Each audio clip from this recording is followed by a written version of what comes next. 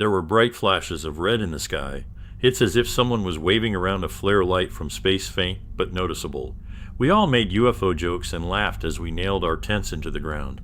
I knew for sure that there were 5 of us. We have all been friends since early middle school and were celebrating our high school graduation with this getaway camping trip. The flashes of red must have stopped randomly as we made conversation while fixing up our tents. I bring all this up because I'm sure that there were 5 of us including me and that I knew everyone in the group. So Dave had went to get some branches as we pulled out some foldable chairs and set them up around the fire pit. I remember feeling uneasy as the sun set and darkness began to consume the forest. The shadows of trees elongated around us as the minutes ticked by. Eric went to get a flashlight from his bag while we wondered what was taking Dave so long. He appeared soon after, the harsh rustling sounds of the bushes signifying his return. We were all buried in our chairs at this point, covered by our jackets. The temperature had dropped quickly and a slight breeze was beginning to pick up. Gibber, you guys weren't even bothered to pull out a chair for me. Dave said as he arranged all the branches in the gibber. The whole forest had gone dead silent. I looked around at the faces of the others and could tell that they had felt the same. Eric was fidgeting with his fingers, trying to scan around the group and spot the extra person, but it was futile. I scanned every face, each etched in worry and frowning in frustration, except for... It's all right, I'll get the chair myself, Dave said, breaking the silence and somewhat alleviating the tension. I got up and offered to help him. He looked into my eyes and nodded knowingly. We headed away from the fire pit towards the tents, but I kept my eyes glued on our group. "How many people are here?" I whispered to Dave as he looked around and realized that we had indeed only packed 5 chairs. In fact, every person had brought with them their own chair. They were heavy to carry, and we wouldn't bring any extra needlessly. There's 5, right? There's 5 chairs, Dave replied. His voice wavered as he spoke. "No, I just think maybe one of us forgot our chair," I said. My mind was struggling to address the issue head-on and now sought to find rational excuses instead. I didn't quite feel in control of my thoughts.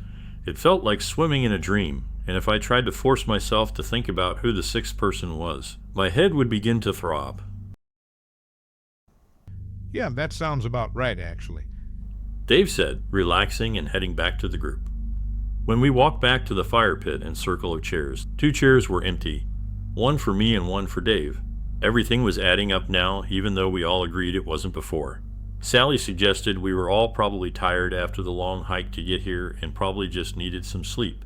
She could have been right. We were all sleep deprived from waking up very early today to make it on time. Ava brought out the drinks. The whole 6-pack was emptied. We all moved closer to the crackling fire for warmth as we took sips from our cans and reminisced on memories of last year. Ava was in the middle of telling us about that one time she was home alone with weird things happening in her house when I got these sudden chills despite the pleasant warmth of the fire. What felt cozy and safe moments ago felt wrong now, all because I realized that there was a crucial detail I missed.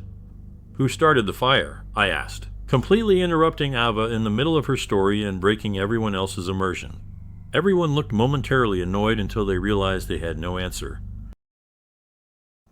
Once again, I scanned the faces staring back at me, all barely illuminated by the light from the fire, all familiar and pale from fear. "Wasn't it you, Dave?" Eric asked. "I think the person standing behind Jenny did it," Sally said, looking over at me. I whipped my head around so quickly it hurt. My heart was pounding in my ears. There was nothing behind me except for the encompassing darkness of the woods. Staring at those tall, dark trees behind me made me feel exposed. I felt like a lost bird in a vast field. "Wait, I don't know," Sally said. Her eyes had gone wide and she was shaking visibly. She continued to look around frantically as Ava moved over to her, placing her hands on her shoulders and trying to calm her down. "I think we should leave this place." Ava stuttered. Yeah, something just doesn't feel right, but I can't put my finger on it. Dave said, "But it's so dark out in the forest now. We'd probably get lost if we leave now," someone else said. "Yeah, I think we should stay the night and leave as soon as we can tomorrow." Eric agreed. I tried to protest, but realized Eric was right. The woods harbored an oppressive darkness within which navigation would be near impossible. "Let's not sleep in our separate tents just to be safe," Sally said. We all agreed. We only brought 1-person tents with us. but we could squeeze 2 if we tried. That way, no one would be alone at night. Following this conversation, we all got up and made our pairs. I went with Dave and Sally like always went with Ava. Eric kept complaining that he didn't have a pair, but we reassured him he did. He wouldn't accept it. I feel like at some point we all realized that there were only 5 of us, and suddenly we were all huddling up in the middle of the clearing. Why do we keep thinking there are 6 of us here? Eric asked. Sweat was dripping down his face despite the cold. We had nearly left him all alone on his own under the assumption that there was another person. My stomach turned as I squeezed my eyes shut and tried to mentally recap everyone here. My head throbbed, but I kept pushing it. There's me, Dave, Eric, Ava, Sally, and...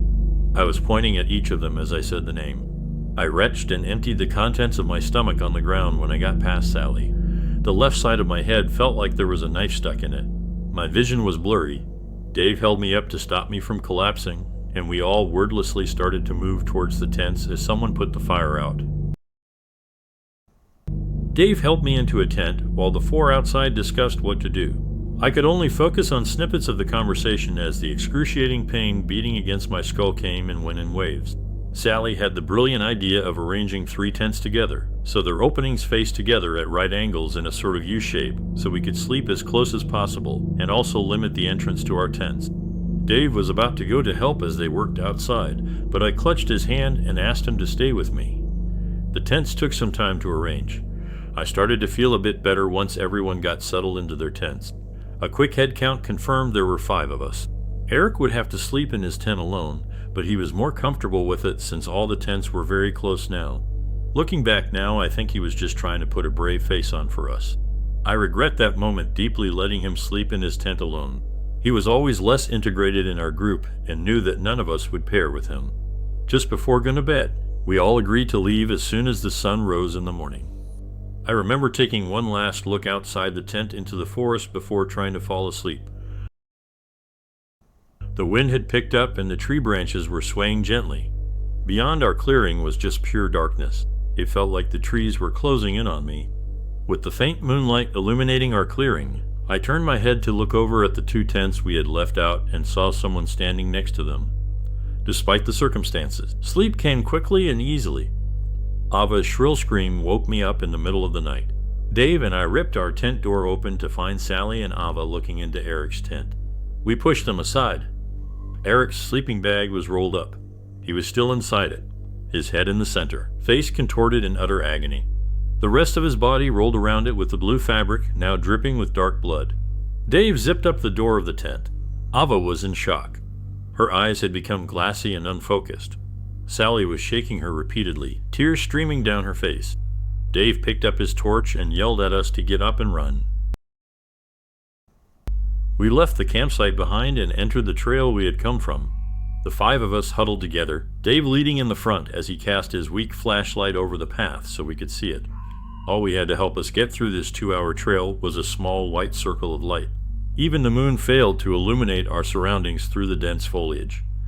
Ava tripped and fell, twisting her ankle. We came to a stop. Someone said they knew how to splint it so we could keep going. They dragged her into the woods instead. It happened too quickly for any of us to process. Sally was about to run after Ava when Dave held her back. She struggled and managed to free herself, running into the trees to follow the echoes of Ava's screams. I was about to run after her, but Dave held me by the shoulders and shook me hard. We need to get out of here, Jenny, please, he said. I hesitated but jolted into motion again when Sally's voice was cut off abruptly. She had been calling out Ava's name as she ran after her. Dave and I continued to run down the trail, trying to get to our cars so we could get out of here. There was nothing we could do. At some point, there were 3 of us running on the trail, Dave and I shoulder to shoulder, while someone followed us closely behind. Dave, who's behind us? I gasped. My heart was threatening to burst through my ribcage and my legs burned. He turned to look at me.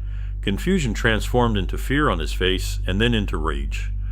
You keep running, he told me as he produced a pocket knife from his pants. He handed me the car keys, which I nearly dropped.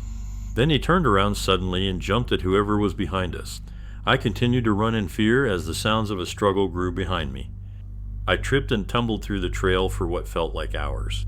I didn't allow myself to stop. I almost cried when the trail ended and I walked out into the familiar car park. Not wasting a second, I ran to the car and started it up, accelerating out of that forest and onto the highway within mere seconds. Asterisk, I'm typing this post out at a rest stop.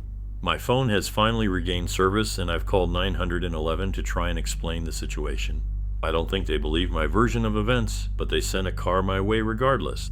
As I wait, the sun is finally starting to rise. After I hit the post button on this, I'm going to check why the person in my backseat has been so silent the whole time.